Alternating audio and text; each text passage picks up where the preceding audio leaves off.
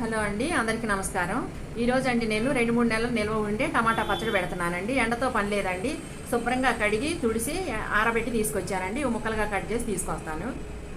Kilo టమాటాలండి, 100 గ్రాములు చింతపండు అండి, 50 గ్రాములు సాల్ట్ అండి, పసుపు అండి, 100 గ్రాములు వెల్లుల్లి అండి.